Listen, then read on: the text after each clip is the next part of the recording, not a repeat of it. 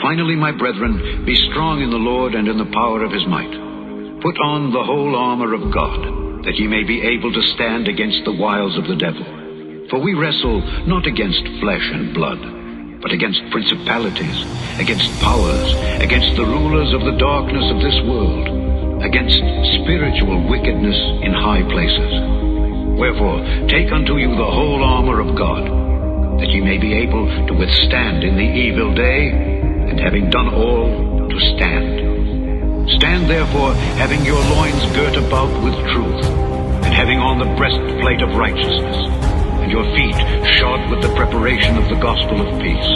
Above all, taking the shield of faith, wherewith ye shall be able to quench all the fiery darts of the wicked. And take the helmet of salvation, and the sword of the Spirit, which is the word of God, praying always with all prayer and supplication in the Spirit, and watching thereunto with all perseverance and supplication for all saints, and for me, that utterance may be given unto me, that I may open my mouth boldly to make known the mystery of the gospel, for which I am an ambassador in bonds, that therein I may speak boldly as I ought to speak.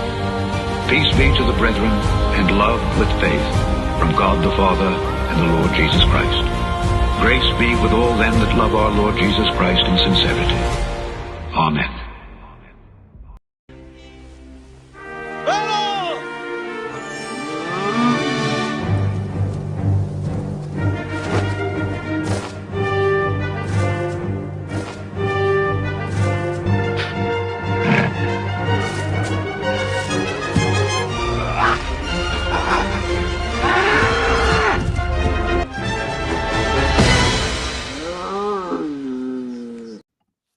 Good morning. Good morning. Woo! We are slow today. Good morning. How is everybody doing?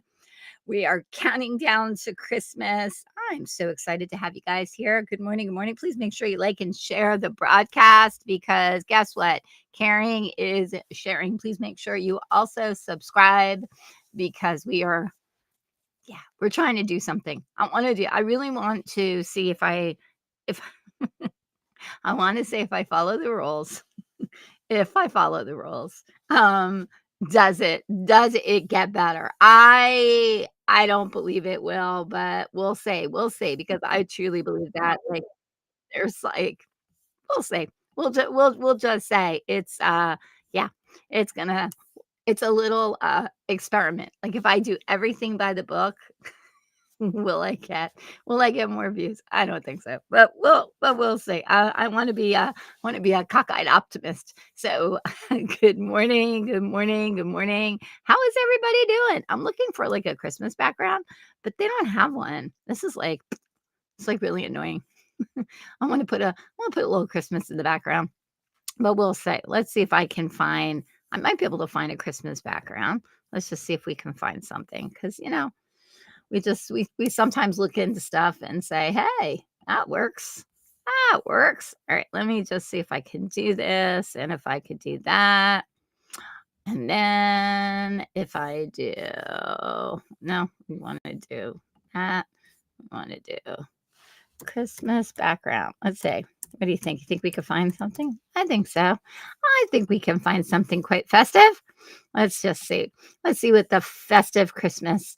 Oh, that's kind of pretty. Actually, I could put up, but I tried to put up my picture, but I couldn't necessarily. Let me see if I could do that, because that would be more fun. I would like to do that. And also, we did this last year. If you guys are interested in putting up your Christmas picture, I think that would be super fun. Let me just see if I can. Is it this one? I'd have to make it the full thing. All right, hold on. We're gonna have to work something out. Hey, talks amongst yourselves. Talks amongst yourselves. We'll get there. Let's see. Let's see what this looks like. I don't want the cookies. Hold on. We don't want that one. There's one with cookies. I don't want cookies. I don't want no stinking cookies. I do want this, I think. All right, let's try that. Let's see if we can. Let, yeah, that works. That works. Okay, let's see. We're gonna just see if this works, and I'll go ahead and I'll just pick up. No. There's only one image or graphic on your design. Premium images can't be exported. Oh, okay. So, all right. Let's see if we can. All right, let's get out of that. Let's do. All right. I know you guys are like, what is she doing? Nothing crazy. Nothing crazy. We're just looking if I can find, trying to put some stuff up here, because they make things difficult. They just make things difficult sometimes. Let's see if I could put, where's my crown chats? Let's see if I can put crown chats up here. There we go. Let's see. We'll do that. Okay, we'll do background. There we go. And then we're going to see if I can do. We'll do that. That should work. Like, okay. Now it should work. Because sometimes things be difficult. All right, let's see if we can do this. Untitled design. Cancel. Let's do 5. Okay, there we go. Because I know that by the time I get over there, you're going to be like, oh my gosh, there's so many people. There's just so many people. Okay, there we go. Good morning, good morning, good morning. Oh, look, everybody's popping in. Let's just do this. Let's see if we can get this done. Ta-da. We're going to try. We're going to try. Oh, good. I can start saying hello. Good morning. There we go. Look at that. There we go. How about that? It's a little more festive, right? It's a little bit more festive. We can do this. We can do this. Okay. Yeah, I like that. You can see the Christmas tree. It's all good. It's all wonderful. How is everybody doing? Okay, let's say good morning to the chat now that the chat's kind of rolled in. Good morning to D. Good morning, D. Yes, of course I missed you. Of course I missed you. Also, please make sure that you like and subscribe. Like and share. Excuse me. There you go. So let's see how else came in. Good morning to Tara. I see you, Brian. Good morning to Culture Healer. Good morning to Travis. Good morning to Hi. It's Dice. Hi. Good morning to Bill. Bill is in the house. Bill says, good morning, Lisa and family. Blessed holiday. Merry Christmas to my Crown Chats family. Thank you for praying for my heel. Today is the first day it feels better. Whoop, whoop. Come on. Good morning, everybody. Keep Rebecca in prayer because today's a big day. We're expecting big and glorious results. Big and glorious results. That's all I'm going to say. That's all I'm going to say. We're going to say we are expecting big and glorious results. So there you go. Good morning, good morning, good morning. Good morning over to my pilled people. Good morning to my pilled people. Thank you guys so much for tuning in. Good morning, good morning, good morning. Okay, so how was everybody's weekend? How was everybody's weekend? Did everybody have a nice weekend? Are we all Christmas ready? How many people are actually Christmas ready? Raise your hand. I'll wait. I'll wait just a few seconds. Good morning, Derek Lynn. Love you. Love you. Oh, she's doing just a little something. Derek Lynn and her husband are having a special service on New Year's Day. I think it's on New Year's Day. And so if you are interested, if you are near her church, if you haven't been to her church, you can go up to her church. It's in Chaumont, New York. It's upstate New York. It's not too far from Lake Ontario, but it's called Crossover to Take Over. So if that's going to be on, it's on New Year's Eve. So if you are interested in doing that, that's going to be at 9:00. That's going to be super fun. Also, for people who are in the Jersey area, we are going to be doing something with John Martin on New Year's Day. So I have to, let me see if I can find that really quick. Let's see. John Martin. Let's see if I can find it. Okay. I think he put a little something, but then you kind of have to. Okay, so it's 2026 prophetic New Year's. Oh, it's a New Year's Eve event? I thought it was on New Year's Day. Okay,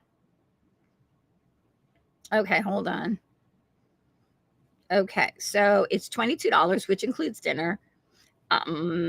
Let's see. It's at the Tabernacle Pentecostal Church in Carteret, New Jersey. It's on Thursday, January 1st. Oh, it is New Year's Day. I thought it was New Year's Day. Okay. From 2 to 5 and 7 to 10, dinner will be in between the services. So if you are interested in doing that, you can go to Warrior House Ministries and you can go and sign up. Stacy, you ready? Oh, you're so good. You are so good. You are so good. Shelly girl, I see you coming in. Good morning. You're done. You don't have a big family anymore, but did get to see son in Bethlehem for a few days. That's awesome. That is so awesome, Dee. Good morning. Good morning. Good morning, Kim, Florida Patriot. Okay, now for the people, the truthful people. How many people are not ready for Christmas by a raise of your hand? How many people are still doing last minute stuff? Whether it's baking cookies, whether it's wrapping presents, whether it's still getting a couple little shopping thingies done. How many people are still doing that? Yeah, that would be me. That would be me. Every year I say, I am going to be prepared. And then life happens and that doesn't happen. So, not trying to be, just being truthful, We're trying to get stuff done, but it's just been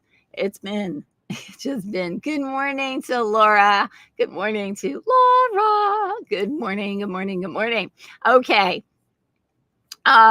Okay. So this week, because it's Christmas week, I think I'm only going to do Crown Chats tomorrow and I'm going to do it on Christmas Eve. I might change my mind, but I might not do it. Okay. Now hear me out. I might not do it on what's it called? YouTube or Fakebook. I might actually just do it on Pilled and D Live and Rumble because I want to play Christmas music. I want to play some Christmas music. I want to just put some stuff out there that's fun that I'm not going to get yelled at or whatever. So if anybody is interested, put it in the chat if you want me to go over to those places and then we can kind of have fun. I can play whatever I want and say whatever I want and all that stuff because, yeah, I kind of felt like that would be the only thing I would like to. That would be the only thing I'd like to do. And of course, it is coffee time. So everybody raise your cups of coffee. 'Tis the season. Cheers. Coffee! Ah, okay. So happy. So happy. Okay. So, if I do it on Christmas Eve morning, I have to Christmas Eve morning, it wouldn't be on YouTube, it wouldn't be on Facebook. It just wouldn't be on those two places. You would have to go to Rumble. You can go to Twitter. You can go to Twitter, which would be fun. It'd be fun. Wouldn't it be fun to everybody go over to Twitter, go over to the X and just do it there? That could be kind of fun. Oh, okay. Okay. So we're gonna see. We're gonna see what we can do. But yeah, that should be a lot of fun. That should be a lot of fun. Okay, so but we'll see. You got your tea back? You got your tea back? Okay, so were you Brian, did you go ahead and did you give up tea? Did I miss something? You got your tea back. Okay. Let's see what that now, just to let you know that there is we will go to Rumble and Twitter, Rumble, also D Live. You can do D Live. We can also do Pilled. The thing is that you can only comment on Twitter, and you can comment on D Live, but you still can't share, right? We still can't share on D Live. What happened? I don't just like, is that for everybody's broadcast? You can't share on D Live anymore? Like, what the heck happened? You ran out of your supply. Oh, yay! That's an early Christmas present. Yay! Brian got his tea. What kind of tea do you have? Special tea? Is it a specialty? It has to be, because if you ran out, that means you're not going to the local grocery store to get it. That's for sure. So, so there we go. Okay. So I was thinking last night. I was thinking about some stuff, and I was thinking about what should we do today. I was like, and I kind of felt like I want to have fun. I just want to have fun, and so I decided to look up. I decided to look up some fun facts about Christmas, like trivia kind of stuff that you may or may not know, because I think there's a lot more to Christmas than I know. They make it so difficult. They make everything difficult, seriously. Cranberry vanilla for the holiday. Ooh, that sounds so good. That does sound good, Brian. I gotta tell you, I'm not lying. That sounds super yummy. Um, so anyways, I thought we could. Oh, hi, Linda Jones. Linda Jones. Thank you, thank you, thank you. Hey, that would be awesome to get a little extra, because I'm trying. I'm trying to do a little bit more for a certain person. That's all. I'm just trying to do a little bit more for a certain person. Cheers. So, if you want to bless somebody, I know somebody who could use some blessing. We'll talk about it. We'll talk about it later, but not now. Anyway, good morning, good morning, good morning. Okay, so I figured let's just go through some stuff. I was reading some stuff yesterday, and I was like, "Oh, I did not know that. I did not know that." So I was like, "Okay, let's do." So I wanted to do. This was actually there's country living, and then there is also 52 from Good Housekeeping. How many people remember Good Housekeeping? Like, I used to love Good Housekeeping. Anyway, 52 interesting Christmas facts for a festive trivia night. Wow. Okay. So there are a bunch of Christmas facts that we just go away that we just don't know. And so I thought, how fun would it be just to nothing too serious. We're just gonna have some fun today. We're just gonna talk and chat and share some unknown facts. How about that? Wouldn't that be fun? Okay, so all right, so let's see. Okay, so originally we're gonna start with this, but originally Jingle Bells was originally a Thanksgiving song. How is Jingle Bells? Okay, I don't know. And Santa brings gifts to those in the nice list, puts coal and stockings on those in the naughty. Okay, hold on. Let's see. 52 surprising facts. Okay. So the first artificial Christmas tree was made from dyed goose feathers. What? So they took High Plain Truth. Good morning. Welcome, welcome. Okay, so the first artificial Christmas tree was made from dyed goose feathers. Okay, and we know all about that. The tree is like a pagan thing. We get it. We get it. We get it. But we got to remember something that God is still, he's still in it if he's in your heart.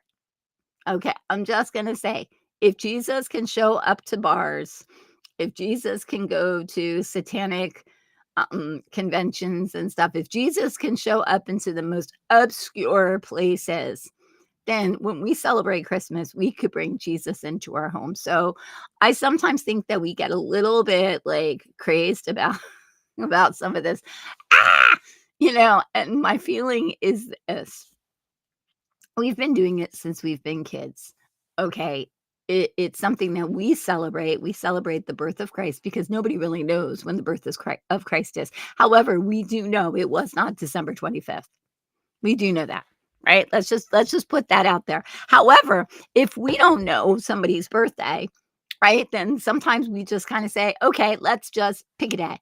So we pick a day to celebrate somebody's birthday. So that's kind of how I kind of see Christmas. Christmas is like that holiday that we're saying, okay, we're going to celebrate the birth of Christ because it is the day that Jesus was born. And I think the more that you can do things that make people feel Jesus, what is good. Now, today, I have a little bit of Christmas shopping.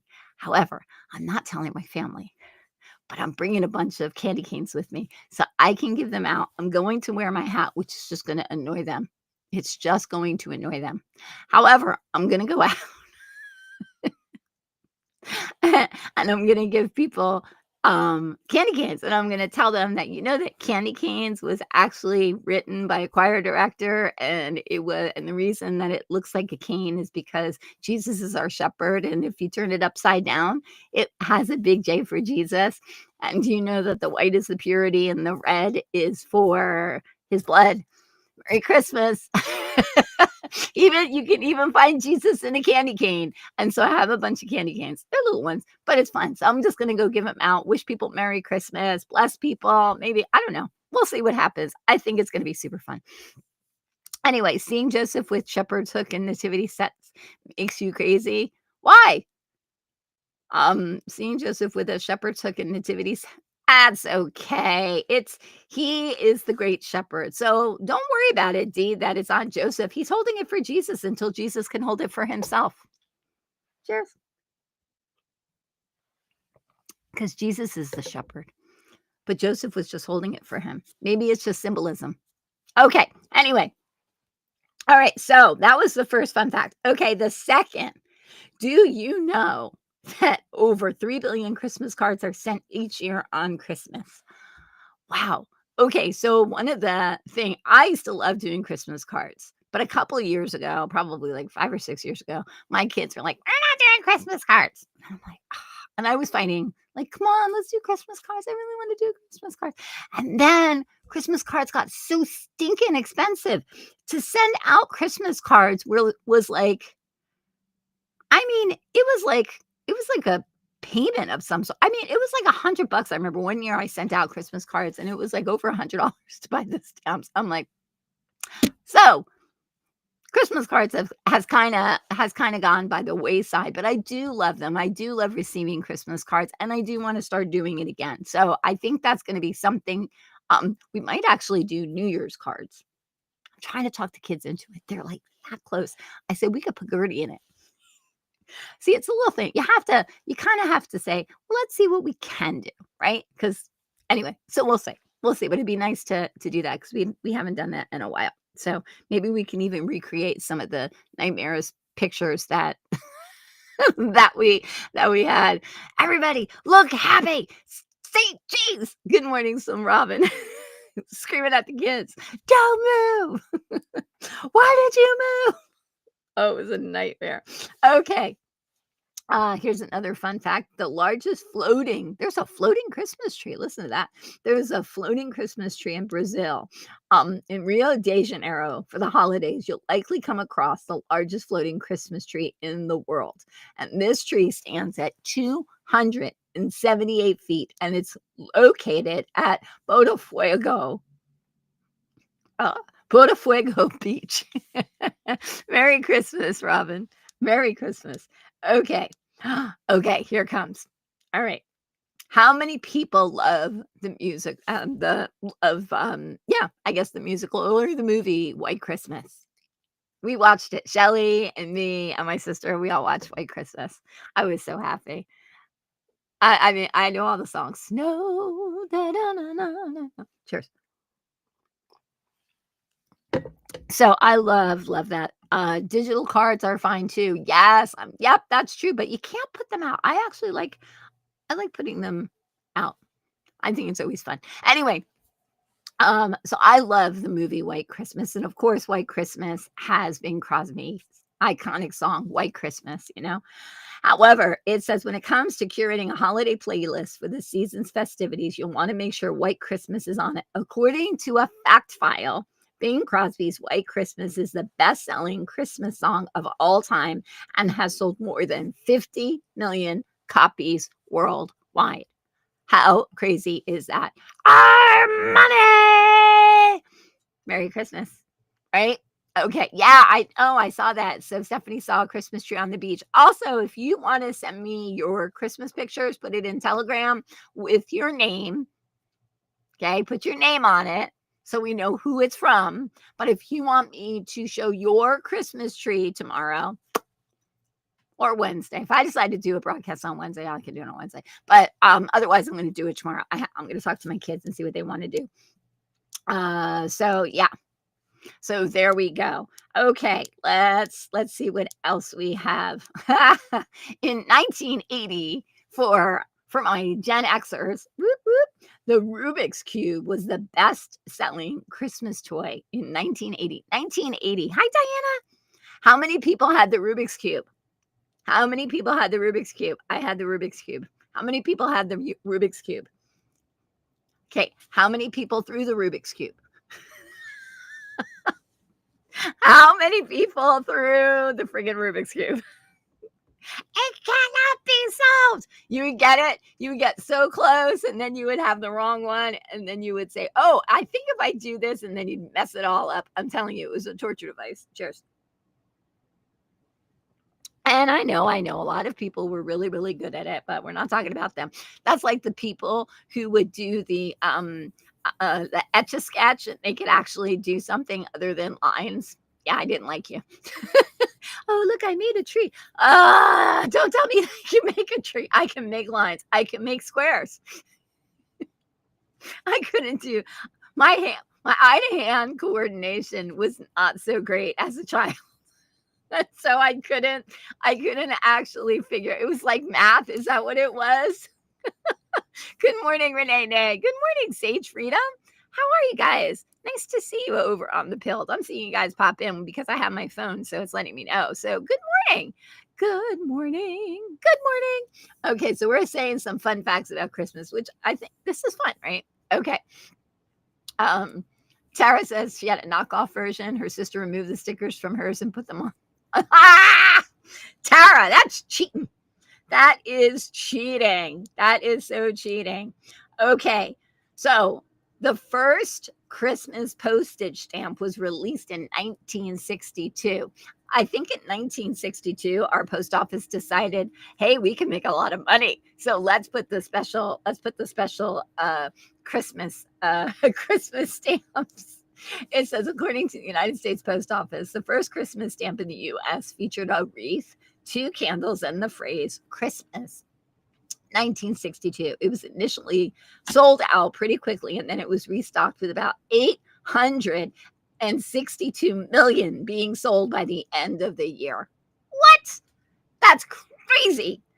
I'm telling you, people love to do that. They really do. They love to tell that, to do that. Okay, this is a fun fact.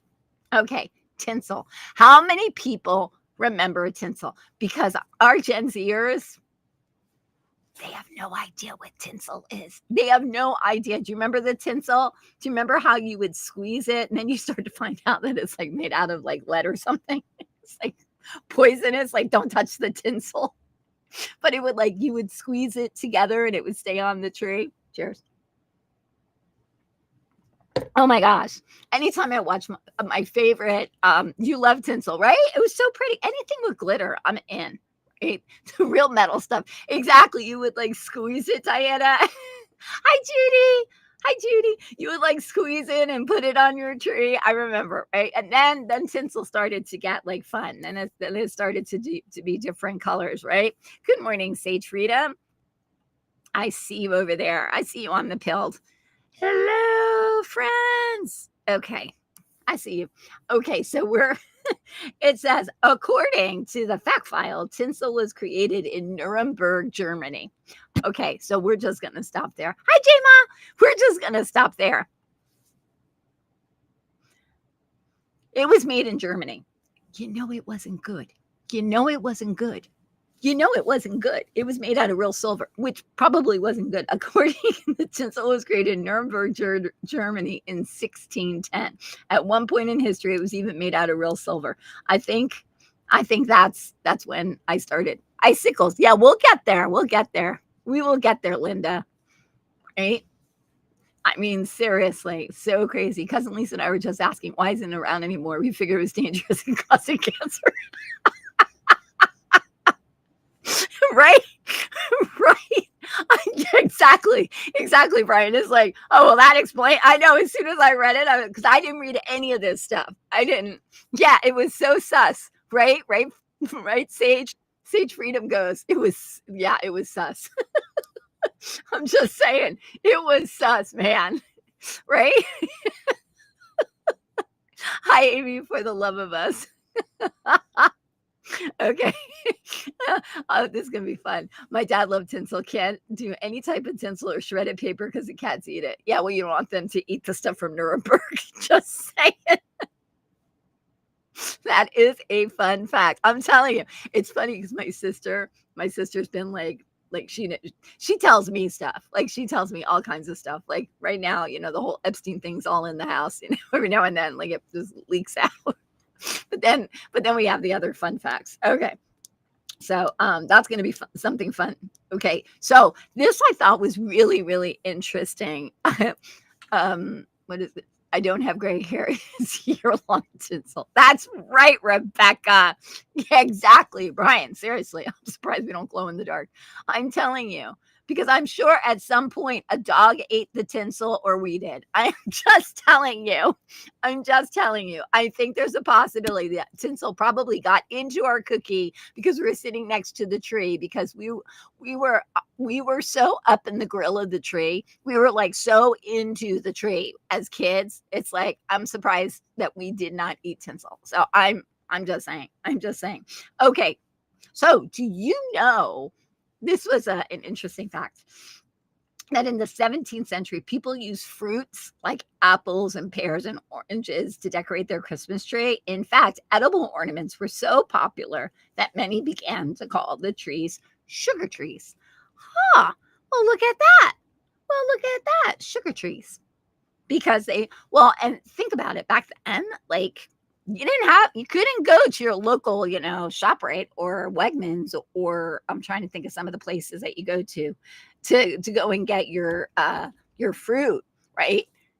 Just saying. So when you could get like an orange, I remember in the movie Little Women, I remember somebody got an orange and she brought some oranges over to this family. They were so excited. Cheers. Oh no, and then one of the girls got accused of stealing an orange or something. Yeah, her teacher like beat her for it. That's when the mother's like, I'm homeschooling you. See, they had homeschool back then. I'm just saying. Fun fact, banana trees. Yeah. Hey, look, go take your banana tree and go decorate it. Okay. All right, here we go. We of course know about the candy cane.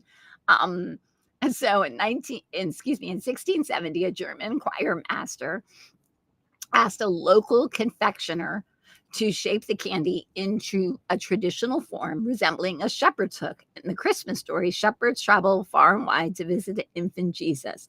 The symbolic candy cane helped to keep his choir boys content during these long practices. They're probably beating each other with the candy cane. I'm just saying. They were probably, oh, you know what they were doing? I'll tell you what they were doing. They were like sucking it to make it into points to make them into swords so then they could stab each other. Do you guys remember doing that? Do you remember how you would try to get your candy cane like really, really, really sharp and then you would stab each other with it? Or was that just my family? I'm just asking. I'm just asking. I just want to know because that's what we would do. We would like get it really, really, really, really sharp, that really good point, and then we poke each other. We're naughty kids. We're very, very naughty kids. Okay. No, we're not going to talk about that. We're not going to talk about that. Let's see. Okay, the average Christmas tree. Astro Pops. Astro Pops were so weapons, Shelly. Oh my gosh, you could really, yeah. Astro Pops were serious weapons, and they were pretty. And you could get it down because man, what I want to know, was that pure like corn syrup? It was just pure corn syrup, right? How are we healthy? I want to know. How are Gen Xers are serious? Like a lot of Gen Xers are seriously healthy. Listen, for everything that we ate, every Pop Rocks. How many people remember Pop Rocks in the 80s? Or I guess it was in the late 70s. Pop Rocks, when we were told pure corn syrup and food dye. Exactly. But we would take Pop Rocks, and then we were so afraid that you couldn't eat you couldn't drink soda with it, because if you drank soda, you were gonna explode like the kid Mikey from the Life commercials. Cheers. Sage Freedom, you did that too? Come on. Come on. That's so much fun. I know. Blech. Now we're like, oh, how can you eat that? When as kids, we were like, yay. Yeah, Gen Xers we drank hose water. We drank hose water. Oh, Diana, Susie Q's were my favorite. Oh my gosh. I love Susie. Susie Q's were my favorite. They were a favorite. Okay, here's another fun fact.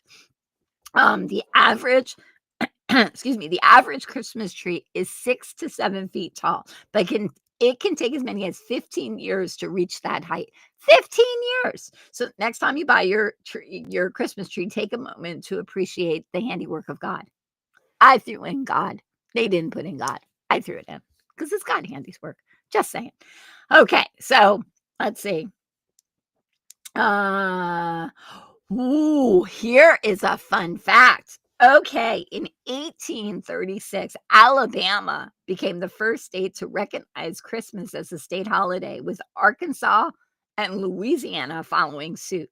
But it wasn't until 1870 that President Grant declared Christmas a national holiday, right? Okay. And President Trump just made the day before Christmas and the day after Christmas holidays as well. Boop, boop. Doesn't that make you happy? Personally, I just think that the day after Christmas, everything should be closed. I worked in retail for years. And let me tell you, the hardest part of leaving the family the day after Christmas, because the kids wanted to play with their games and you were tired because you cooked, or you were running around, or you were up the night before trying to put together the all of the toys that Santa came or whatever, right, Cheryl? Seriously, right? Hi, Cheryl, right? And so it would be really nice just to be home. I just think, yay, President Trump. That's right. Culture Healer is saying you had to drink hose water because your mom wasn't letting you run in the house every 15 minutes. That's right. That's right. That's right. And we had strong bladders because we couldn't go in and use the bathroom. I'm just saying, right? Okay. This is fun. Isn't this fun? I wanted to do something fun.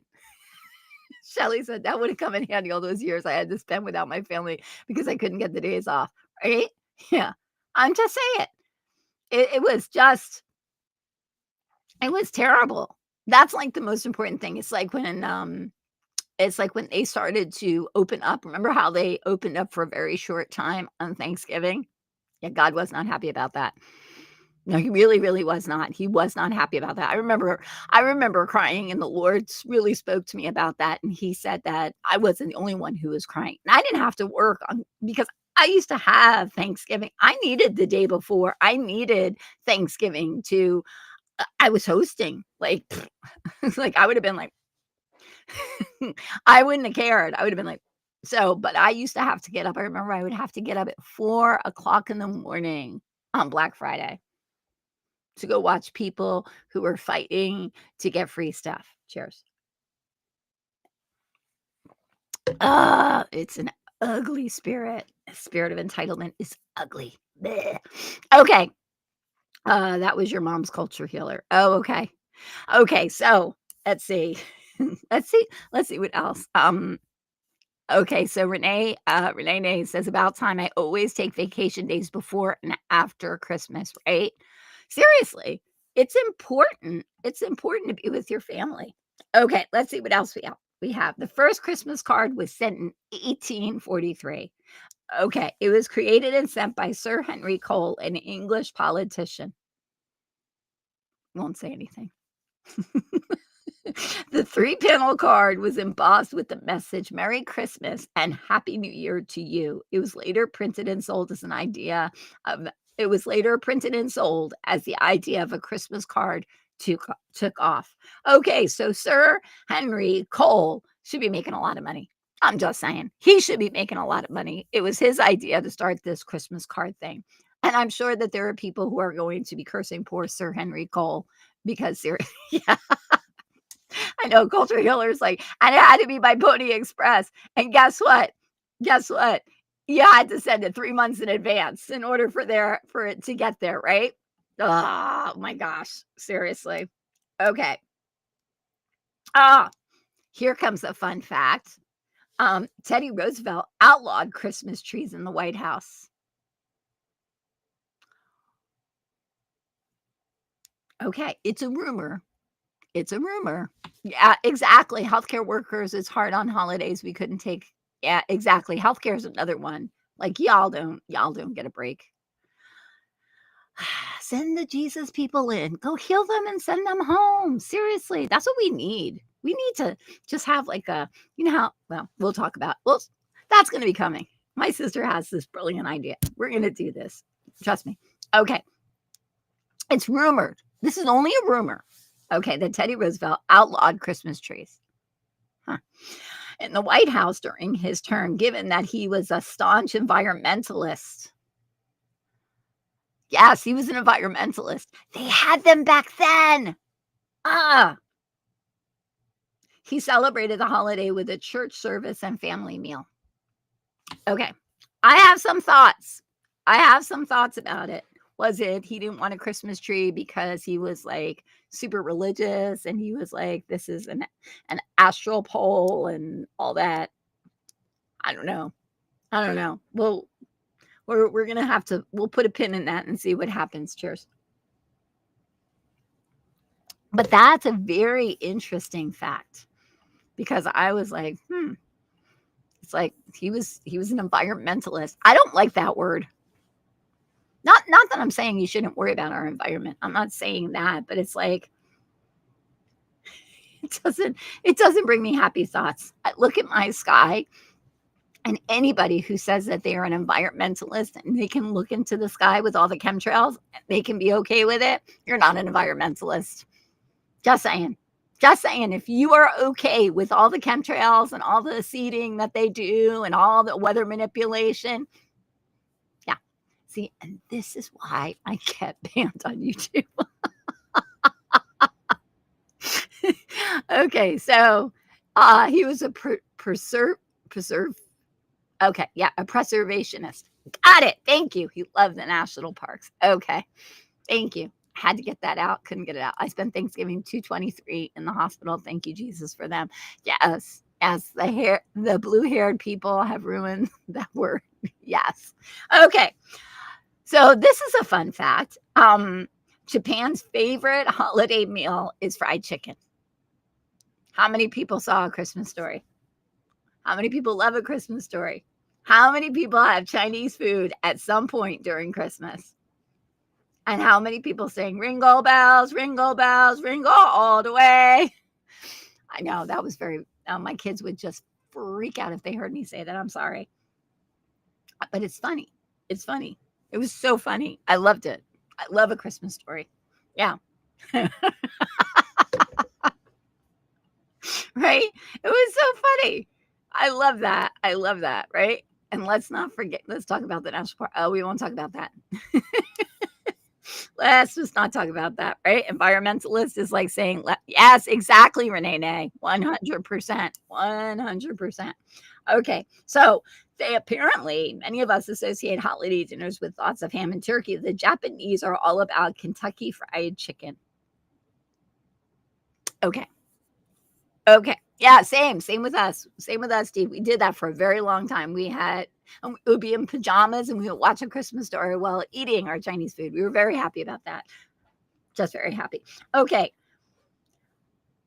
So the Japanese are all about Kentucky Fried Chicken. In 1974, Kentucky Fried Chicken aired a popular Kentucky for Christmas ad, which started the tradition. Interesting. Okay. Let's see. Here's a fun fact that probably everybody knows. I'm just going to say, you never saw that movie? Tara, you got to watch that movie. It's the best. You'll shoot your eye out. My favorite. His brother. Good morning, chica baby. It is it's our gingerbread mama. No, what are you? Mama Gingerbread? I think it was Mama Gingerbread. I think that's it. Good morning, Mildred. Good morning, Stephanie. Good morning. Okay, so here's a fun fact. Yeah, I know, right? I'm like, Kentucky Fried people. Just saying. Okay, here is a fun fact. Do you know that fruitcake can last a lifetime? Mother Ginger, thank you. I was close. I was very close. Mother Ginger. So fruitcake can last a lifetime. How many people are not shocked by that? How many people are not shocked by the fact that fruitcake, hi Teresa, how many people are not shocked by the fact that fruitcake can last a lifetime? Like Armageddon can happen and friggin' fruitcake will still be here. I'm just saying. I am just saying fruitcake can survive it all. I don't know what they put in it. I'm afraid to even look to see. I don't like that fruit. It must be all that rum. Yeah, something. I do not like fruitcake. I don't know. Some people might. Some people, let's not be shocked, last a lifetime in your stomach too. Right? Okay. So let's go on to the next thing. Ooh, cute bag. Ooh, very cute. Okay. Anyway. Okay, here we go. Home Alone is the highest grossing holiday movie of all time. Home Alone. Now, I don't know when this, excuse me. I don't know when this came out. Really don't know when they did this, but it says, while White Christmas and Miracle on 24th Street might be the most popular Christmas movie, Home Alone holds the title as the highest grossing holiday film ever. Kevin! Okay. Here's a fun fact.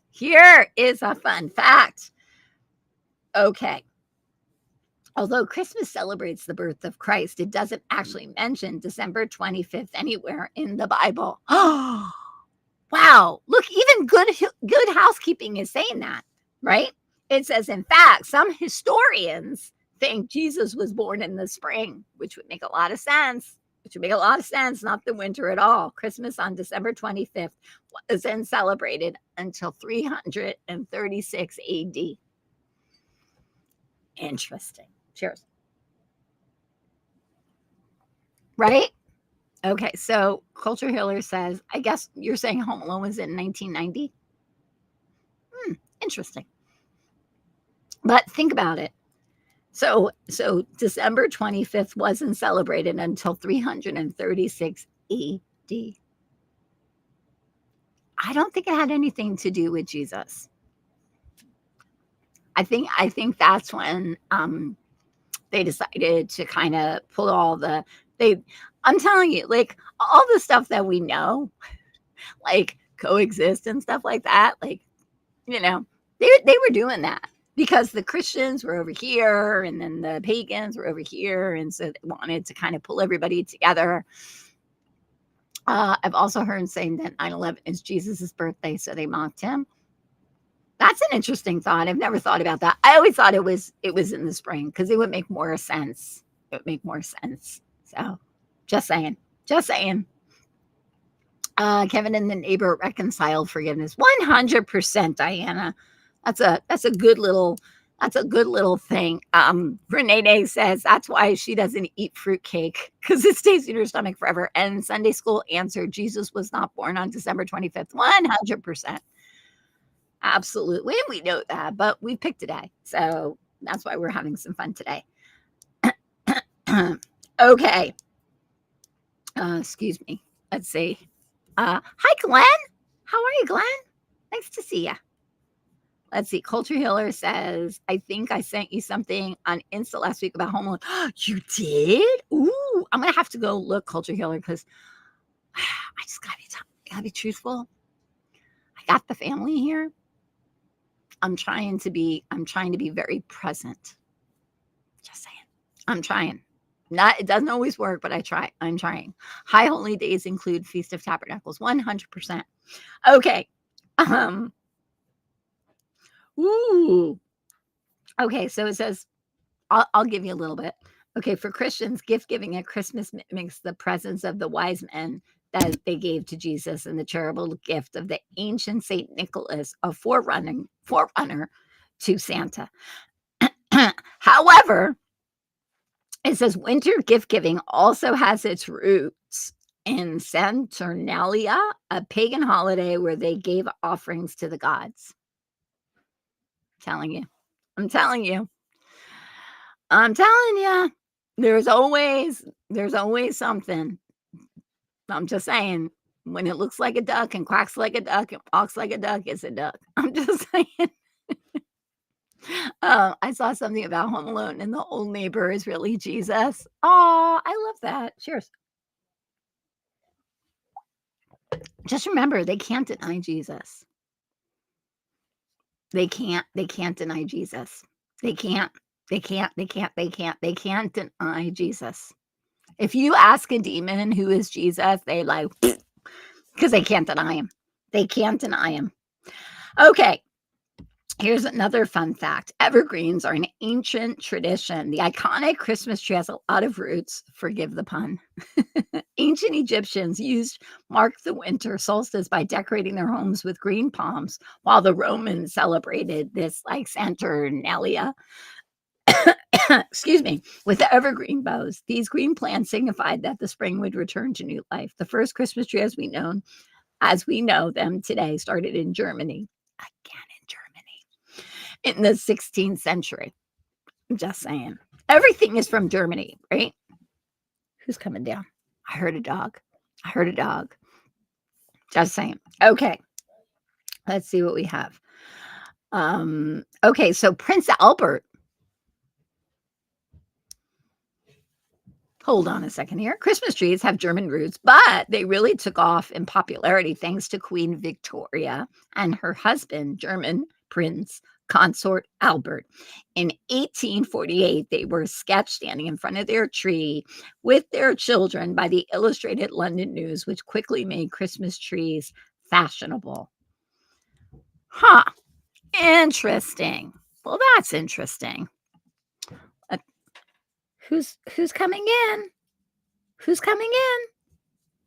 There's a dog coming. Hello. Hi, handsome. You want to come say hi? Come say hi. Oh my gosh, I got both of them. Come here. Okay. Come here, Gertie. Come here. Up. Come here. Up. Gertie. No, where you going? Oh, she's following Cash. Yeah, they don't care. They don't care about me. They just come to tell me. Yeah.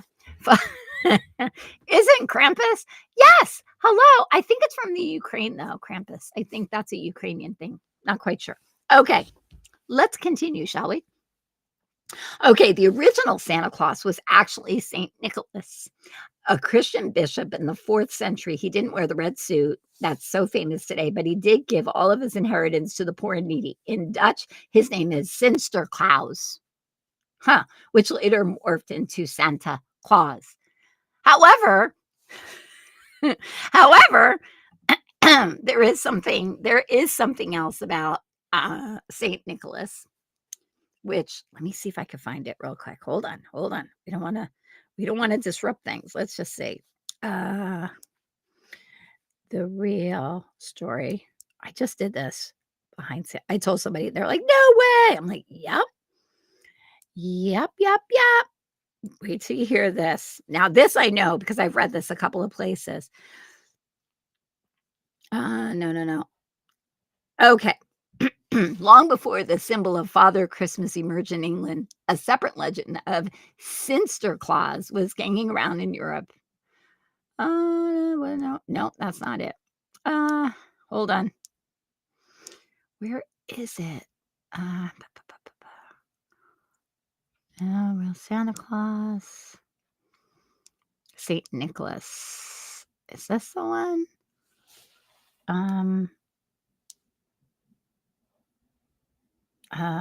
Okay, so he was a monk. I think this is it. Let's say blah blah blah blah blah. No, hold on. Raising.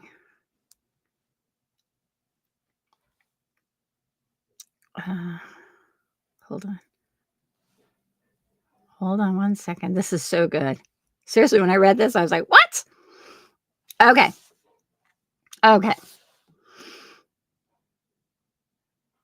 So check this out. All right. So Saint Nicholas. Okay, Nicholas was from 270 to 343 AD. He was born in Laodicea in Asia Minor. At the time, the area is Greek and now on the southern coast of Turkey. He became a bishop of Myra in 27 and the capital of Lycia. Okay, so hold on. This is the most cool part. Okay, but what is most remarkable about the original jolly old Saint Nick is a miraculous account of him raising 3 children from the dead. Okay, 3 children were raised from the dead. Okay, so this is the story. Okay, these children were raised from the dead after they were chopped up and pickled. I'm just saying, tradition is that the evil shopkeeper in the town of Myra hated children. He was kind of like, oh my gosh, I can't think, Burgermeister Meisterburger. Do you remember that? Oh. Oh, hold on. Burgermeister Meisterburger. I hate kids and kids hate me.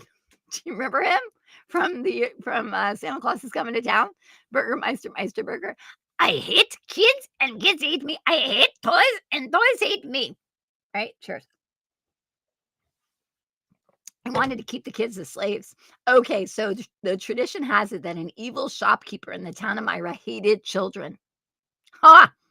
Okay, he kidnapped 3 small boys and chopped them up with an axe and pickled them in a barrel. Just can't. Okay. St. Nicholas, upon hearing this horror, prayed fervently to God because of the purity of his faith. Don't you love that? The purity of his faith, the boys were raised to life and wholeness again and came out of the pickle barrel singing hallelujah and giving thanks to God. I am just saying, not everything is what it seems, right? Your parents, okay. Good morning, Blake. Good morning, Kim. Oh, I already said hello. Yeah, Hansel and Gretel. They've been telling us, right? I do too. Well, that's Rudolph the Red-Nosed Reindeer. That's my favorite, right? Yes, just like Chitty Chitty Bang. How many people were freaked out by the child catcher in Chitty Chitty Bang Bang? I smell children. Bleh. He scared me. I remember being a kid like, "Ooh, he is scary." Like, he had nefarious written all over his long nose. He was scary. And you remember they found them in underground caves? Remember? They didn't like children. All the toys were for them. Remember? They didn't like them. Just remember, nothing is new, right? Nothing is new. You were more freaked out than the Wicked Witch. Me too. Probably because I knew he was real. Blech, right? Why is everything Sage Freedom? Why is everything from Germany? I know Germany gets a bad rap. That's because there's some stuff, man. There be some stuff. There be some stuff. But I think what's really remarkable is that there's another Saint Nicholas who also raised children from the dead. This Saint Nick was from Tolentino and lived in the late 13th century. He raised 100 children from the dead. 100. Regardless of what you believe, the real Saint Nicholas demonstrated the Father's love and compassion for his kids. Just saying. Just saying. So crazy. So crazy, right? Okay, so we can be like, oh my goodness, Santa Claus and blah blah blah. But let's think about it. Saint, right? Santa is just he was a saint. So that's kind of the thing. And he gives toys to kids, but really he raised people from the dead. Cheers. We have to remember these things. Like, people be raising people from the dead. St. Patrick, he raised 33 people from the dead, including a horse. You could look that up.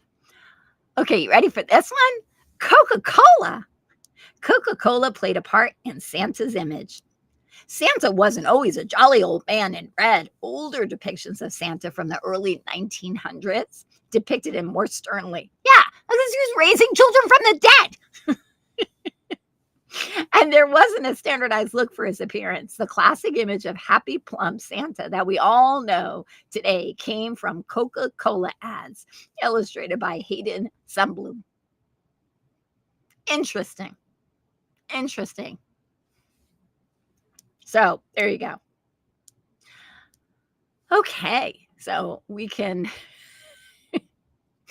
we're finding all this stuff out today. I think this is super interesting and super fun. Okay, so hanging stockings started by accident. Now, according to Santa Claus, they used to hide stockings because the Meisterburger, he only put, he wanted clean stockings. Oh, good. The stock. Why did he sound like a vampire, right? Rankin and Bass, man.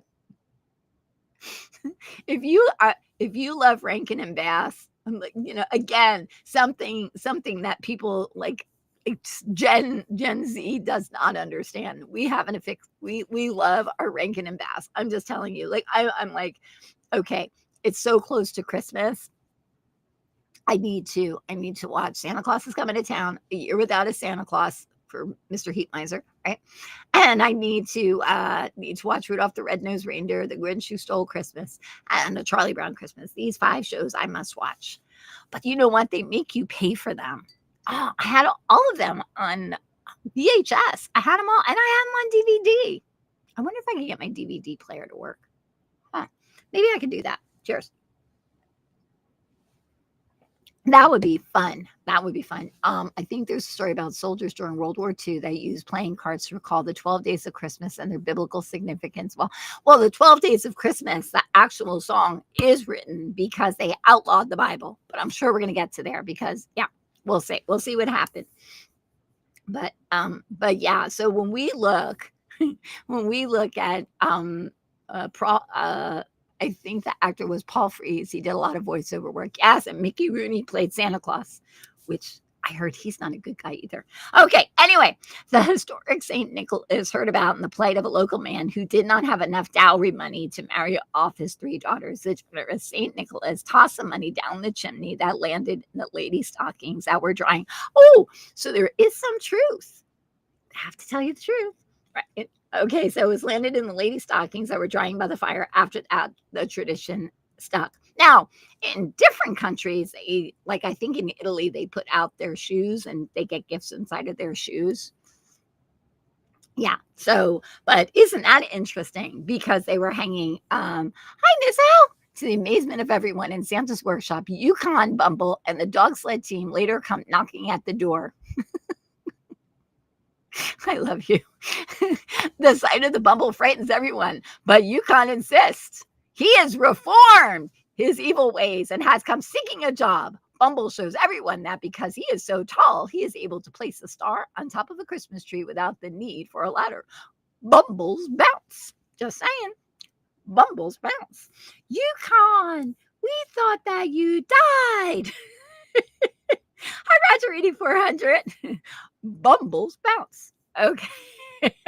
Rudolph asks Yukon how they survived the fall. As an expert on the monster, Yukon was unconcerned about falling into the ravine, answering, "Didn't I tell you, boy? Bumbles bounce." See, I'm telling you. Okay, let's go on. Okay. Hate to break it to you, but here it is. Rudolph was a marketing ploy. What? There was no Rudolph? No shiny red nose? No reindeer games? What? The beloved reindeer was created by copywriter for the Montgomery Ward department store. Of course it was. Of course it was. In 1939, he wrote Rudolph into a children's story that could be given out to promote the store. It was a huge hit with more than 2.4 million copies distributed in its first year. In 1949, Gene Autry recorded the famous song Rudolph the Red-Nosed Reindeer, and in 1964 came the movie featuring the island of misfit toys. No one wants a Charlie in the box.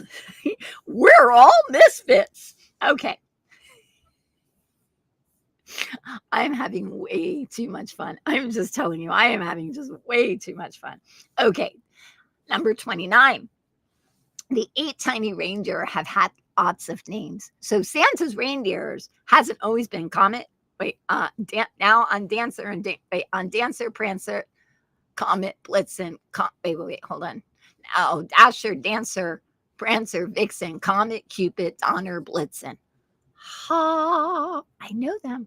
Listen, I can tell you it was the night before Christmas without looking. I think it might get mixed up a little bit, but I can get through most of it. Cheers. We had to know it when I was in a it's one of my hidden talents, Robin. It's just one of my hidden talents, right?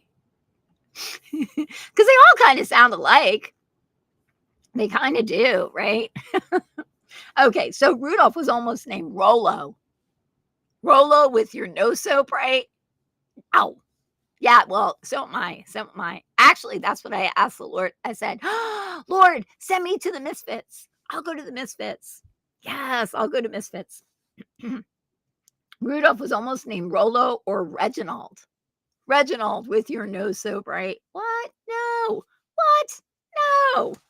And his crew had also lots of other names. They've been previously called Flossie, Glossy, Racer, Pacer, Scratcher, Feckless, Ready, Steady, and Fireball. Thank goodness they changed those names.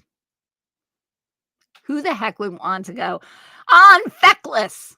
Do you know how that's like so not good? Ready, Steady, Fireball. Now, just a little thing for those who are aficionados of Rudolph the Red-Nosed Reindeer. Fireball was in Rudolph the Red-Nosed Reindeer. Do we remember that? Do you remember that Rudolph's friend was Fireball? Am I correct in that? Somebody can please fact check me. Please, please, please. Hi, Sharon. Please go ahead and fact check me, but I'm almost certain. Fireball? I think so. I think his name was Fireball. I'm just saying. Okay, here comes a fun one. Christmas wreaths are religious symbols. You remember? Come on, Gizmo's mom. Get that Gen X juice going. I'm just saying. Just Renee Renee is putting, Fireball was in it, right? Come on, Renee, right? Yep, see, we know. We know. We know. Thank you for the cookie. Thank you, Sage Freedom, for the cookie. That was very kind of you. Okay. This is so much fun. I'm having so much fun. Okay, number 30. Christmas wreaths are religious symbols. Okay, the custom of bringing evergreens into the home began in the 16th century among Northern and Eastern Europeans, primarily, you guessed it, Germans. Oh my gosh, really? As a meaning of cleaning up the Christmas tree and making it more uniform. Of course they did. Instead of throwing out cut off greens, people wore the excess into. No, why are you doing that? Okay, hold on. It tried to jump. No, you will not. Okay, hold on. Hold on. It jumped it. What the heck? Okay, we went through that. Ah, why? Hold on. Okay. Here we go. Okay. Instead of throwing out cut off greens, people wore the excess into wreaths, which the Grinch Who Stole Christmas, remember? They would wear wreaths on top of their heads. Cheers. Do you remember that? That's it.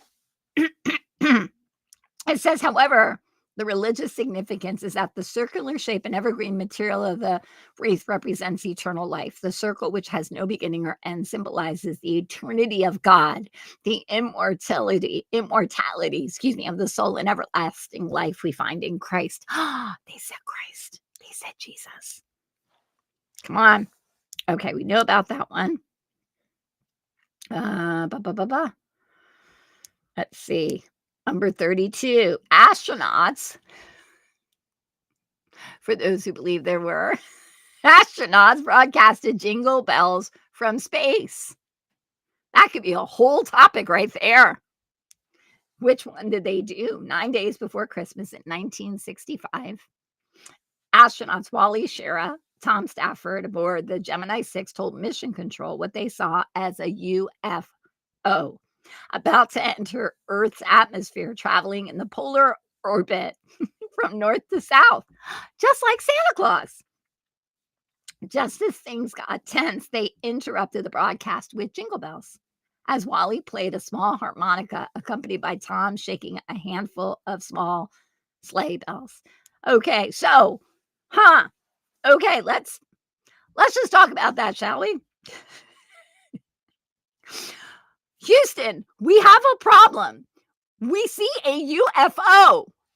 Oh, but wait, let me play jingle bells and maybe it will distract them. What? Just as things got intense, they interrupted the broadcast with jingle bells. Okay. So are they trying to say that it was Santa? Or were they implying that it was Santa who was the UFO? I'm just asking. Does anybody have and did the harmonica float? Did they have to go grab the harmonica? Did they have to hold tight to the harmonica? I don't know. Yeah, Linda Jones knows how to play the harmonica, so yeah, and some sleigh bells that they just so happen to have with them. Because when I go to space, I want to take my harmonica and my sleigh bells. I'm just saying.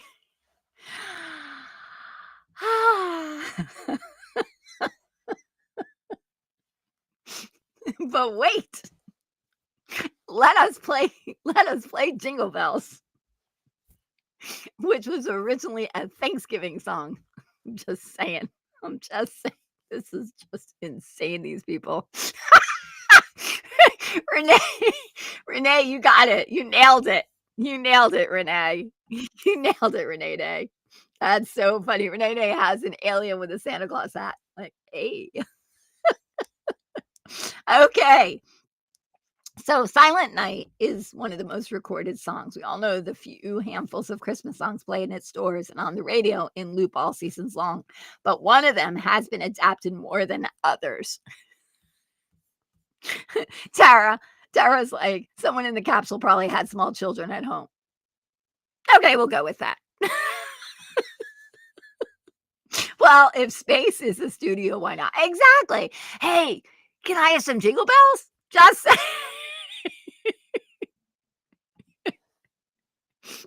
it looks like the instruments are now in the Smithsonian. Are they really?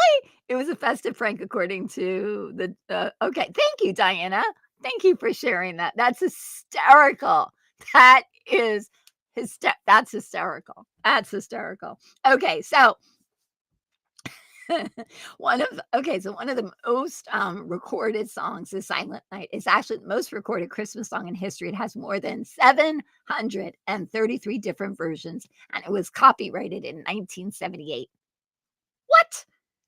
Wow. 1978, that's when it was copywritten. That's when they started to copyright everything. Yeah. Ooh, here comes a good one. Here comes a good one. In 16 I remember that movie. Tara's like, there was a movie, Santa Claus Conquers the Martians. Did he play Jingle Bells? I just have to ask. Did they like, we're going to get rid of the Martians by playing Jingle Bells? I wish I had bells. Oh, I do. But anyway, I have some upstairs. In 1959 to 1681, anyone caught making merry in the colonies would face a fine for celebrating. The Massachusetts Bay Colony created the penalty for keeping Christmas. It was thought that such festivities were as superstitiously kept in other countries and were a great dishonor of God and offense as others. The penalty for breaking the law was 5 shillings. Huh. It would cost you 5 shillings to celebrate. I would owe them 5 shillings right now. I'm just saying. 5 shillings. Seriously. See, this is the problem. You know, people who get so wound up, it's like it's part of their religious spirit. I'm just saying. It's just whatever. Okay, so by the Revolutionary War, see, war brought back Christmas. Just saying. Oh, that's so sweet. Linda Jones says that her daddy. Silent Night is the first song Papa taught me to play. Wait, okay, which Papa? Your Papa or our Papa? Like, Papa. Just put a little, if it's Papa. Okay, it says by the astronaut, number 32 in the 9 days before Christmas, 1965. Really? Ha! Interesting. Okay, by the Revolutionary War, the day had so little significance that Congress even held their first session on December 25th, 1789. Christmas wasn't even proclaimed a federal holiday for almost another century, proving that the Grinch's attitude toward the holiday was alive and well before he was. Okay. It says that Silent Night was supposedly the song sung by troops on both sides during the Christmas truce in World War I. Oh, that's sweet. I like that. It's a beautiful song. Okay. It says, it's rumored that eggnog originated in medieval Britain. Oh, Heavenly Papa taught you it. Oh, I love that. Okay.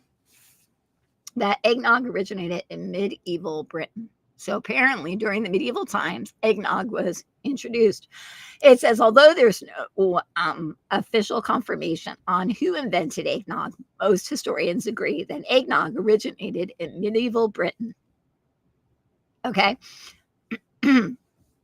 Eggnog was an upper class luxury since they were the only ones who had access to milk, sherry, and eggs. Ew, they put sherry in it back then? No. Rum. Never. Okay. It said monks in the Middle Ages added figs and eggs and called the drink posset, while the wealthy kept to the simple recipe and used it for toast or big events. Research shows that eggnog most likely became associated with the holidays due to lack of refrigeration. It became a drink for the most common man in America because of the large farming opportunities and more access to cows and chickens. So there you go. Now, I will say this. We are going to make our own. You're sticking to coquito. You're so funny. Okay, so what we're going to do, we're going to actually make our own eggnog. Well, so I'll tell you how it comes out, but we're going to make our own eggnog. I really want to. I sent a list out to go and get like some cream. I think I have 5 or 6 things of heavy cream in my refrigerator. What are we going to do with all this cream? So I think we're going to make some eggnog. So I think everybody has had the same idea. We're going to make eggnog. So I think we're going to make some eggnog. We're going to see. We're going to see how it turns out. So I personally like eggnog, but I've never had homemade. I have had coquito, which Mildred, I might be sending you a text because I'm coming to Hillsborough tomorrow with my family. So just saying. Okay. All right. And it's good for coffee. Ooh, I would love eggnog in my coffee. Yeah, that would be super fun. Okay. Definitely eggnog today. Okay. Here's a fun fact. Christmas decorating sends nearly 15,000 people to the ER. One year, my dog Cash decided that he was going to eat a Christmas ornament. And so when he pooped, blood was coming out of his hiney. So we thought that there was something seriously wrong with him. So he passed everything, but dude never ate Christmas ornaments again. So I can understand. But think about it. How many people break something, fall on something? Christmas decorations and nearly 15,000 people to the ER. I said, if you've ever watched Clark's Christmas decorating his house in Christmas Vacation, it doesn't shock you. In fact, the Consumer Product Safety Commission's most recent news estimates that 14,700 people visited hospital emergency rooms each November and December from holiday-related decorating accident, which is about 240 injuries per day. The most common accident involves falling, lacerations, and back strains. Yeah, well, I'm just saying. Yes. Roger over on Phil said, alien invaders deploy the jingle bells. That's so funny, Roger. That's so funny. Yes, how many people fall off of the roof? Did you guys ever? There is such a messed up story. No, song. It's a song.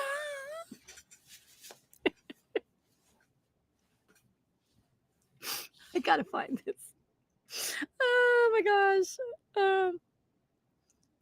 Hold on. It's so funny.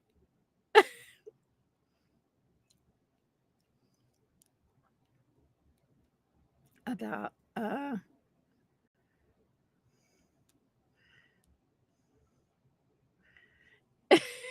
this is such. So I'm at work, right? I'm at work, and we have like, I don't know. They decided that the work that the place I was working, they said they're going to start doing Christmas. They're going to pick our Christmas songs. And I'm in the store, and all of a sudden I hear this little girl's voice. Excuse me. And it said, and this is there is something stuck up the chimney, and I don't know what it is, but it's been there all night long. Hold on. Well, I wanted to wait for Santa all Christmas night, but he never came, and it don't seem right. And there's something in the chimney, and it doesn't make a sound, but I wish you a Merry Christmas. Now, that was the first verse, and I was like, wait, what? Well, there's something stuck up the chimney, and I don't know what it is, but it's been there all week long. Well, the dog is barking up the chimney flue, and we don't know what we're going to do because there's something in the chimney, and it doesn't move around. And it's been there a week since Christmas. Then it goes on. Now I'm like actively listening. The Oh, there's something stuck up the chimney, and I don't know what it is, but it's been there all month long. Well, it's jammed up tight above the fireplace, and now the house smells funny. Such a big disgrace that there's something in the chimney, and it doesn't talk at all, and it's been there since last Christmas. I'm like, what? There's something stuck up the chimney, and I don't know what it is, but it's been there all year long. I'll be waiting for Santa like I did last year, but my brother says he's already here. And he's stuck up the chimney, and he doesn't make a sound, and he'll be there every Christmas.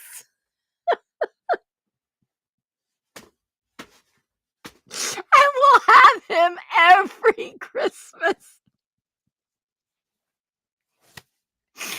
That is so I'm like, who writes songs about putting Santa in the chimney and then him dying in the so wrong. Oh my gosh. What in the world? I had to do it. I had to do it.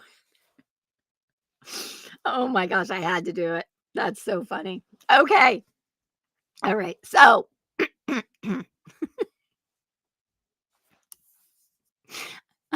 and for you now, it sounds like a Girl Scout song. You remember that song, Renee? Oh my gosh, that's crazy, right? The death. Oh, there's something up the chimney, and I don't know what it is. I'm like, oh my gosh. I've heard it, and I had to go look up the words. I'm like, oh no, it's a real thing. It's just so wrong. It's just so wrong. It really is. Okay. It says, here's another fun fact. Santa has his own Canadian has his own postal code. It says every year letters to Santa Claus flood post offices across the world, cementing their reputation as some of the nicest people ever. Some big-hearted Canadian post office workers started writing back. Oh, that's so sweet. I love that. As the program took off, they set up a special postal code for Santa as part of Santa letter writing program initiative. Ho, ho, ho. That's cute. Okay, dry Christmas trees spark more than joy. Here comes the bad thing. Neglected dried out Christmas trees spark about 260 fires in the United States each year, resulting in an average of, we'll just say that, water your tree. Let's just say that. We're just going to say water your tree. Okay. Okay, the term Xmas, that's worse than I saw mommy kissing Santa Claus. Okay. Yes. Yeah. Okay. I get that. I get that. Mommy kissing Santa Claus, I always thought like the husband dressed up as Santa Claus. That was always my thing. I'm like, oh, no. Anyway, contrary to popular belief, Xmas, X. Maybe that's why I don't like it. Maybe that's the reason. I'm just saying. I like the Twitter. I like the Twitter. That was I would say I'm going on the Twitter. Okay. Contrary to popular belief, Xmas is not a trendy attempt to take Christ out of Christmas. Christianity was spelled Xianity? What? Looks like anxiety. I'm just saying, as far back as 1100, X or Chi is the Greek first letter of Christ. Okay. So X and back in 4th century, Constantine the Great often referenced the shorthand version. Some say it was it was as early as 1021 that the abbreviation XP, okay, was used to reference the holiday, which was later shortened to Xmas. Well, that kind of makes me feel a little bit better. So it's really not taking the Christ out; it's just Greeking it, right? It's like we're not gonna take the Christ out. We're just gonna give Jesus a toga.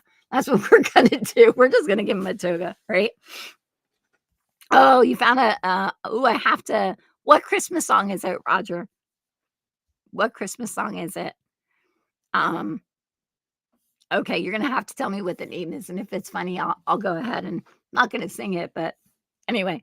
Okay. 41. The majority of Americans celebrate Christmas. Christmas decorations feel like they appear in stores earlier and earlier. Oh, yes, that is true. Okay. It says that's because the majority of Americans really do jingle bell rock their way right through into the Christmas season. 85% of us. Not all of those who partake in Christmas celebrate the religious aspects of the holiday, but you can bet that come December 25th, most people are opening up presents under their tree. True. Here's a good one. Only half of Americans attend Christmas service. Okay, you might have noticed that church attendance on Christmas Eve has felt less busy lately when you're a kid. The Pew Research Center found that fewer people think of Christmas as a religious holiday these days. More specifically, about 51% of Americans, more specifically, about 51% of American adults attend a religious service on Christmas Eve or Christmas Day. Okay, so I grew up Catholic. My favorite was midnight service. Midnight mass, that was, like, our thing. Like, if you could stay up, you could go to midnight mass. That was, like, a big thing. Like, "I'm going to midnight mass." It was, like, a big thing. It was a very big thing. And then, of course, as we all got we got home, everybody's like, "Go to bed." Um, um, so there was one year, my sister Tina, who's younger than me, she tells me, she goes, "Come upstairs." We go up to the attic, and she takes me into this room, and she says, "Look what I found." How she found it, I don't know, but she found all of our Christmas presents. So we found none of them were wrapped. So we got to see all of our Christmas presents. And I unpacked something, and I think we were playing with it. We were so excited. It was something I really wanted. It was a Barbie dream townhouse. And it's one where it had the elevator. So excited about that. So on Christmas morning, we're opening up all of our presents, and I'm looking, I'm like, where, because this is big. I know it's big. I'm like, where is it? Where is it? Where is it? Oh, I think my mom put it together. That's what it was. My mom put it together. It wasn't in the box. So we were playing with it. So I was like, where is it? Where is it? So I'm looking and I'm looking. My mom's like, what's the matter? I'm like, nothing. She's like, you looking for something? I'm like, maybe. She's like, what are you looking for? I'm like, well, there was something I really, really wanted, but I don't see it here. She's like, really? Was it the Barbie dream townhouse? I was like, maybe. She goes, were you playing with it? I'm like, maybe. She's like, next time. And she had it hidden around the corner. She gave it to us, but she was like, next time that you play with the toys, you're not getting anything. But Santa Claus is Watching You by Ray Stevens. That's probably a really okay. Santa Claus is Watching You by Ray Stevens. Okay, you want me to? Okay, I'll go find that one. Grandpa got run over by a reindeer. Yeah. Okay. Hold on. What is it? Hold on. Let me see. Santa Claus is Watching You by Santa Claus is Watching You. Whoop. Hold on. By Ray Stevens. Oop. Ray Stevens wrote some funny songs, just saying. Okay, let's see. Let's see. Okay, it says now baby doll, sweetie pie, sugar plum, honey bunch, angel face. You know you better be good and act like two fine lovers should. Be careful what you say and do, because Santa Claus is watching you. He's everywhere. He's everywhere. Hold on. Oh, okay. Let me go down. I'm going to go down to this one. Well, you may think you can sneak around and get away with something, but there ain't no way. Because Santa Claus, no fool, he's really super cool. He's the secret head of the CIA. You can't do nothing because you're never alone. He even got a wiretap on your phone. So, baby, if you ever do me wrong, break my heart, or leave me alone, when Christmas comes, you'll be crying too, because Santa Claus, he's watching you. Every Christmas Eve, he climbs on his sled full of toys with fuel, exhaust, and side mirrors. The foxtails, the mud flaps, the leopard skin, seat covers, and spreads Christmas cheer to all little girls and boys. Let me say, then he says Dasher, Dancer, Prancer, Vixen, Comet, Cupid, Donner, Blitzen, Bruce and Marvin, Leon, Cletus, and George and Bill, and Slick and Do Right. I don't know.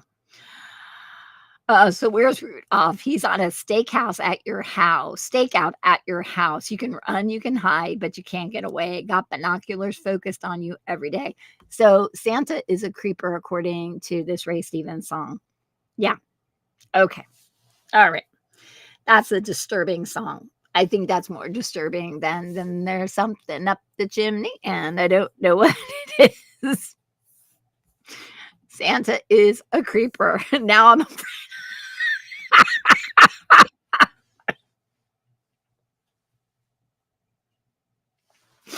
Renee says, now I'm afraid of Santa.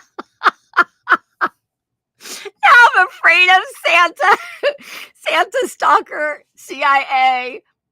That's just wrong. That is just wrong. Thank you, Roger8400, for sharing that. That's super fun. I keep putting this one up. Okay, hold on. Okay. So Americans spend nearly $1,000 a year on gifts. If you have kids, double it. If you have kids, man, let me tell you something. There was one year, I don't even know how much we spent. We spent a lot of money on our kids. Whoa, no. Ah, monkey. I hate it when that does it. We were almost done. Hold on. I have to scroll this down. Hold on. Almost there. Okay. I just want to finish this up because it's funny. Alrighty. Oh, no. What? No. Listen.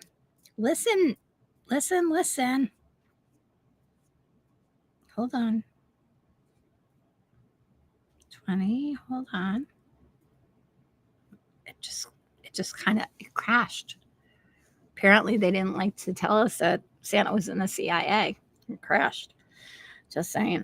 All right, let me see. I have to go slow because sometimes. All right, we know that. We did that. Let me see. Hold on. It keeps. What the heck, man? Go away. Okay. Do you guys hate all these stupid pop-ups? Because these pop-ups really stink. All right, hold on. Hold on. I'm going to try this. Yeah, I'm telling you. As soon as I start saying that, now my phone's getting all wacky and walky. All right, hold on. We're almost done. Why? Why is this? Won't let me do this anymore. I can get all the way.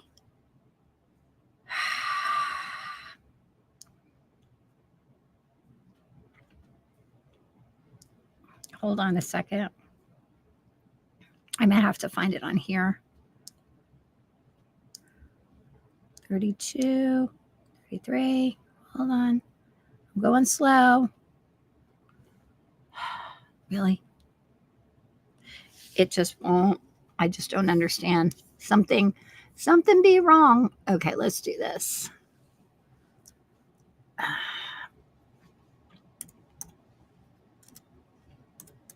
Hold on. Interesting. Oh, hold on. Sorry, guys. I'm telling you, said something about Stalker Santa, and now my phone is not working.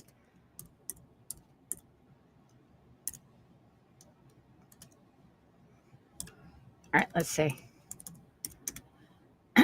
Good housekeeping. Okay, let's see.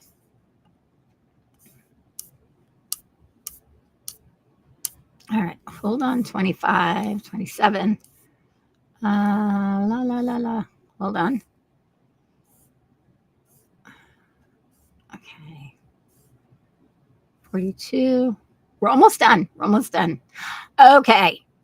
Okay. Number 44. Mistletoe is an aphrodisiac. A holiday decoration isn't also just an is also an ancient symbol of fertility and virality, and Druids considered it an aphrodisiac.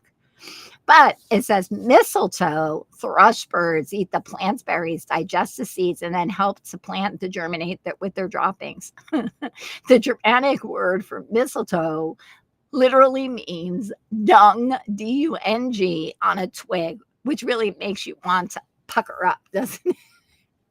So basically, what they're saying is that it's because birds poop. That's why we have it, right? It says for a while when our kids were teens, we switched to experiences, helicopter rides, trapeze.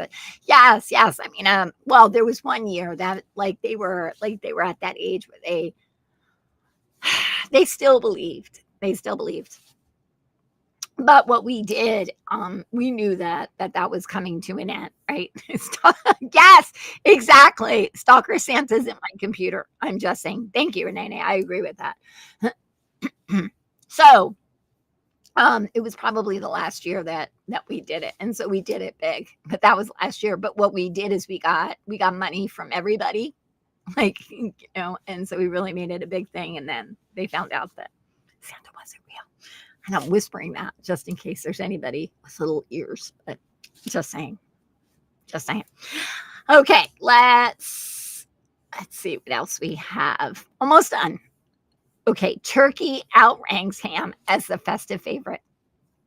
Although Google searches for ham and turkey both spiked during the month of December, according to Google Trends data, the past few years, turkey has edged out ham as a favorite to dig into for Christmas dinner. Okay, candy canes. I thought that we did this one. The National Confectionery says a choir master, so we knew about that. Okay, here it is, number 48. The Rockefeller Christmas tree started small. What? Okay, so the first Christmas tree at Rockefeller Center looked more like a Charlie Brown tree than the resplendent one today. The iconic tree dates back to the Depression era. Construction workers first placed a small, undecorated tree while working there in 1931. 2 years later, another tree appeared in its place, this time draped in lights. It just kept getting bigger and bigger every year. Today, the majestic tree bears more than 25,000 twinkling lights and sees millions of selfie takers each year. Well, yes, I agree with that because we go. Like we were talking about it last night. I'm like, do you guys want to go to New York, go see the tree? And they're like, the broadcast might need a second disclaimer. Yeah, sure. Yeah, we'll try that. I say CIA and everything goes bonky. I lost people too. Just saying. Just saying. So there you go. So the Christmas tree has just been growing. Let's see. It says in Norway. See, it says Londoners and visitors alike probably know the iconic spruce that stretches in the sky in Trafalgar Square each year. But few realize it's an equally iconic holiday gift. Since 1947, the city of Oslo in Norway has given the tree to London as a token of gratitude for Britain's support during World War II. Oh, that's so nice. Okay, who was saying this? Somebody said that during World War II, the United States Playing Card Company joined forces with America and British intelligence agencies to create a very special deck of cards. They distributed them as Christmas gifts to soldiers, but they also helped Allied prisoners of war escape from German POW camps when wet individual cards peeled apart to reveal maps of escape routes. What in the wide world of sports? I'm just saying. Hello, Rainy. Hi, Rainy. Good morning, Rainy. I can't wait to see you. Right? That's crazy. So there's even hidden messages in cards. Is there anything sacred anymore? Is there anything? I think Eddie's wife wears mistletoe in Christmas Vacation, not Holly. Probably. Just saying. That movie. I'm not a big Christmas Vacation. I'm just saying. Yeah, I like the Charlie Brown tree. I have a little Charlie Brown nativity. It's small, but I have it. I love it. It's one of my favorites because I love Christmas, especially Charlie Brown Christmas. But what? That's just crazy. So they were sneaking. They said, "Oh, here's some playing cards." But meanwhile, Santa's in the CIA, so he put some stuff he put some stuff in those cards. Here's some Christmas cards. Here's some Christmas cards for you. Oh my gosh, Lorraine, some of the stuff that we found out today. Okay, we're almost done. 2 more facts and we're out. Okay, your Christmas tree likely traveled a bit. Yeah, I think mine came from China. Unless you cut it down yourself, your fresh Christmas tree probably spent weeks out on the ground before appearing at your local retailer. And there's not much hiking into the woods involved either. The American trees today grow on farms, mostly in California, Oregon, Michigan, Washington, Wisconsin, Pennsylvania, and North Carolina. Okay, number 52. Tinsel has a storied history. Tinsel was invented in 1610 in Germany. It was spun from real silver and then hammered out and was more of a luxury decoration than the cheap tree trimming it is today. The US government once banned tinsel because it used to contain poisonous lead. But no need to worry now. It's plastic. Not like the microplastics that we have in everything. Yeah, not that that matters, but, tinsel, we got rid of. So those are 52 fun facts about Christmas that, yeah, probably didn't know about. I didn't know about them, and some of the stuff that we did find out, yeah, especially some of the songs. I don't know. I am with Renee. Honestly, Roger 8400, I'm just saying. I'm just saying now I'm a little creeped out at Santa. I'm gonna be like, "I'm watching you. I'm watching you. I'm watching you." I'm just saying. Okay, so before we close up, does anybody yeah, lead and fillings in your tea started in Germany? Really? Really? Really? Really? What is it with lead? Do they know something? Did they know something? Seriously. There's always something. Like I said, they have to tell you the truth, right? Have to tell you the truth. But that's some of the stuff. I did read something about Martin Luther was one of the first people to put lights on his tree. He was out like worshiping. I think he was out in the woods and he was like worshiping and he saw like lights coming through the tree and he decided he wanted to show this. And so he started to put lights on his tree, which of course I think were candles. They used to put candles on tree, which fire hazard, but I think they only would light it at Christmas. I think. But man, that's kinda Santa's watching us though, apparently. Yeah. Yeah, yeah, yeah. I agree with that, Steph. That's kinda, um yeah, Jewish dentist was caring for German soldiers. Interesting. Yeah, Norway, the land of the forest. There's a lot of stuff for all of my hunters. Start digging, start digging, start digging. Because seriously, there's a lot. I think my favorite fun fact is, of course, knowing about Santa Claus raising um, children from the dead that were cut up in pickle jars. That's probably my favorite. That's like, oh, I did want to do something. I almost forgot. Okay, bear with me. I'm going to see if I can remember. I'm not looking. I'm not reading from anything. This is all from memory. Okay, let's see. Whew. Oh, now I'm all nervous.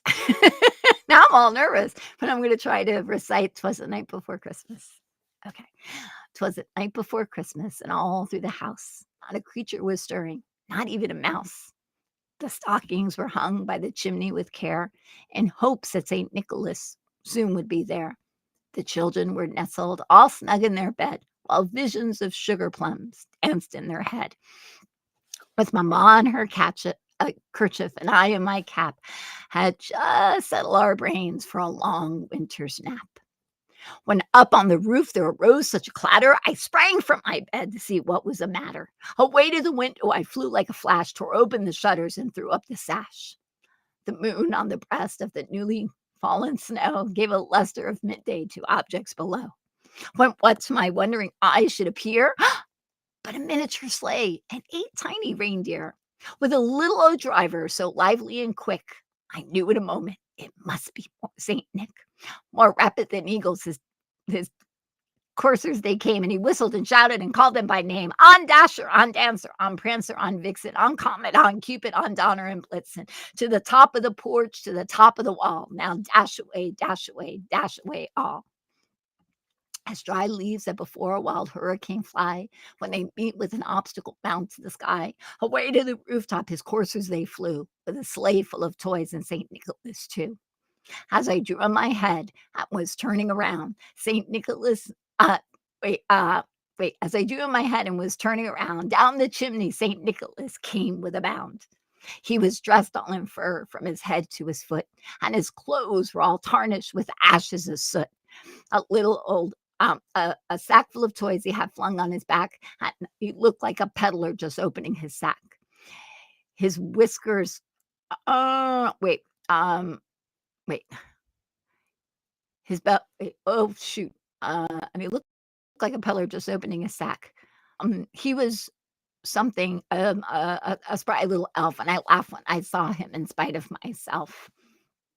No, he said, his eyes, how they twinkle, his roses, how merry, his eyes, how they twinkle, his eyes, how they twinkle, his laughter so merry, his cheeks were like roses, his nose with a cherry.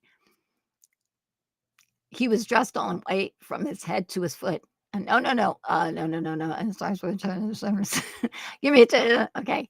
I opened his eyes, as I saw the twinkle, his nose his laughter how merry, his cheeks were like roses, his nose like a cherry. He was something a short little elf, and I laughed when I saw him in spite of myself. He said not a word, but went straight to his work and filled all the stockings and turned with a jerk, that laying his finger aside of his nose, up the chimney, and giving a nod, up the chimney he rose. to a sleigh, up the chimney he rose. Something way to a sleigh, to his course came a whistle, and I heard them like a thorn on a thistle. But I heard him exclaim as he drove out of sight, "Merry Christmas to all, and to all a good night." Woof! I was so close. Yeah, to his team gave a whistle, right? To his team gave a whistle, and away they all flew like a thorn on a thistle. Oh my gosh, that's so long. That's so long. Now, for you guys, you can fact check me because I know I missed one little part. It's like his bowl, his bowl was like jelly. And his something was drawn up like a bow, and his clothes were all covered with ashes and snow. So, well, that's as close as it's gonna get. That's as close as it's gonna get. Okay, tomorrow we're gonna talk about the true meaning. You couldn't have gotten past the first 3 lines.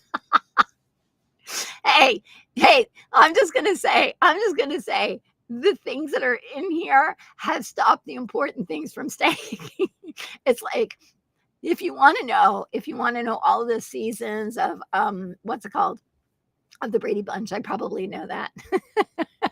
I probably know that. Oh, I'm glad that this is fun. I'm so glad that this was fun. Yeah, see, I knew Tara was gonna fact check me. The end of his pipe, he held tight in his teeth and his smoke and encircled his head like a wreath. Yeah, I knew that. I knew that was something. I was close though. This is 45-second delay is killing me. Gizmo's like, I know this.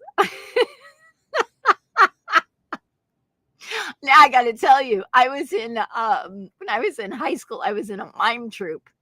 Yeah, you know, the people who do. Yeah, mimes. Isn't there something about people who don't like mimes? Anyway, I was a mime. I was in theater. I was a theater kid. So anyway, um, so we did that. We had somebody who's reading. It was the night before Christmas, and we had to act it all out. So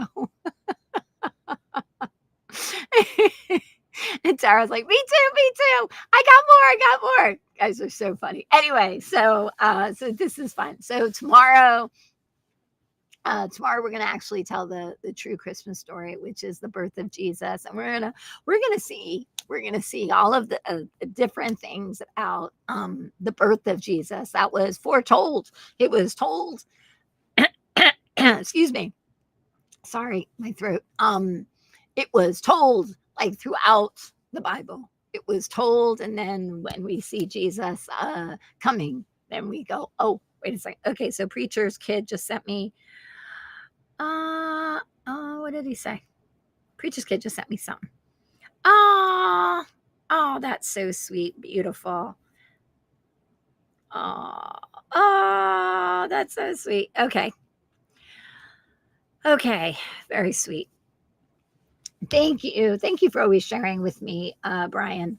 I love all those pictures. Thank you. You used to read it every year to your daughter on Christmas Eve. Well, there you go. I did as best as I could trying to remember it. So there we go.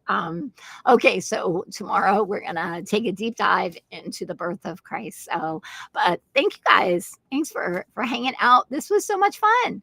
Right? Tomorrow we're gonna have some more fun. So have a fun day. Go out, go give some people some candy canes and go and spread some Christmas cheer, because now you know a lot more. And look, you can have a conversation with some of the fun facts that you learned today. So have a great one. I love you guys. Mwah! See you tomorrow. Take care. And here's a Father's blessing. The Father's blessing. I bless you, my child, to live long and to be full of joy. I bless you in your walk, because I want you to know that I will always be here to guide and comfort you on your journey. I bless you to be fruitful and to multiply in everything that you do, and to bring life to those around you, especially to those that you love. I call you into adulthood and unlock your destiny now to run your race. So never feel that you are alone or fear that you will fail me, because I am always here to cheer you on. So I bless your labor, the work of your hands, and the sweat of your devotion as you fulfill what I've sent you to do. May your life always reflect that my glory is over you and around you, as it shines forth from you to all who encounter you. Remember, son, daughter, you are royalty, sent from heaven to establish a kingdom that is worthy of your King, Jesus Christ. I love you. I'm very proud of you. And I want you to know that I trust you to fulfill your destiny. With love and blessing, Father God.